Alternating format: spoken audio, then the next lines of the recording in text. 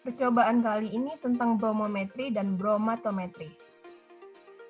Bromatometri merupakan salah satu metode oksidimetri dengan dasar reaksi dari ion bromat BrO3-.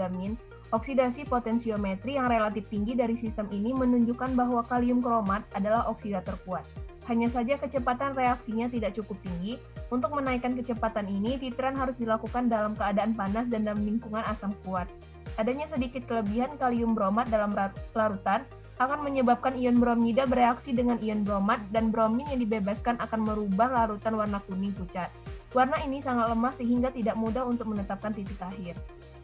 Metode bromometri ini terutama digunakan untuk menetapkan senyawa-senyawa organik aromatis seperti fenol-fenol, asam salisilat, resorsionol, peraklorolfenol, dan lain-lain dengan membentuk tribrom substitusi suatu larutan standar. Kalium bromat dapat dipergunakan untuk brominasi secara kuantitatif berbagai senyawa organik. Bromid berlebihan terhadap bromat ada dalam hal demikian, sehingga jumlah brom yang ditimbulkan dapat dihitung dari banyaknya KBRO3 yang diambil. Biasanya brom ditimbulkan dalam jumlah yang berlebihan terhadap jumlah yang diperlukan untuk brominasi senyawa organik agar membantu memaksa reaksi ini berlangsung sempurna. Dalam metode bromometri ini terdapat dua cara titrasi, yaitu titrasi langsung dan titrasi tidak langsung. Pada titrasi langsung digunakan dalam suasana asam dan menggunakan indikator metil merah.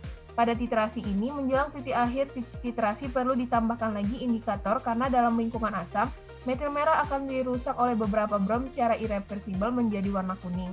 Reaksi perusakan ini sangat cepat dan ada kemungkinan terjadi sebelum titik akhir tercapai, sehingga perlu ditambahkan indikator menjelang titik akhir. Pada titrasi tidak langsung, penetapan kadar senyawa dilakukan dengan cara mereaksikan dengan brom berlebihan yang biasanya didapat dari larutan kalium bromat, kalium bromida. Larutan tersebut dengan Ki dan dititrasi dengan natrium tiosulfat dengan indikator pati. Untuk alat dan bahannya yaitu alatnya ada gelas tikus, timbangan analitik, gelas dasar, Erlenmeyer, aluminium foil untuk membungkus Erlenmeyer, pipet volum, bola hisap, lem dan statif, pipet tetes, sarung kaca, dan duret. Bahan yang digunakan yaitu metil merah sebagai indikator, aquades, sodium karbonat, Ki, fenol sebagai sampel, HCl, NaOH, amilum sebagai indikator, KiO3, kalium karbonat, natrium tiosulfat sebagai larutan standar primer, dan etanol. Untuk cara kerja penetapan kadar fenol, dipipet sampel fenol 110 ml ke dalam Erlenmeyer, kemudian ditambahkan 20 ml larutan KBRO3 0,1 N dan 1 gram KBr. Ditambahkan 5 ml HCl pekat dan dikocok selama 15 menit. Kemudian didiamkan selama 10 menit, setelah itu ditambahkan 1 gram Ki. Dikocok dan dititrasi dengan larutan Na2S2O3 0,1 N dan ditambahkan larutan amilum 0,5% sebelum titik akhir. Kemudian dipipet sampel fenol 10 ml ke dalam Erlenmeyer, ditambahkan 10 ml aquades, 10 ml HCl 2,5 N dan 1 gram KBr. Kemudian diteteskan 3 tetes indikator merah dan dititrasi dengan larutan KBRO3 0,1 N, dikocok dengan kuat sampai warna merah menjadi hilang atau memudar, dan dicatat volume KBRO3 yang dipakai pada titrasi, kemudian dihitung kadar sampel fenol. Berikut merupakan perhitungan dari penetapan kadar fenol dan pembakuan natrium tiosulfat.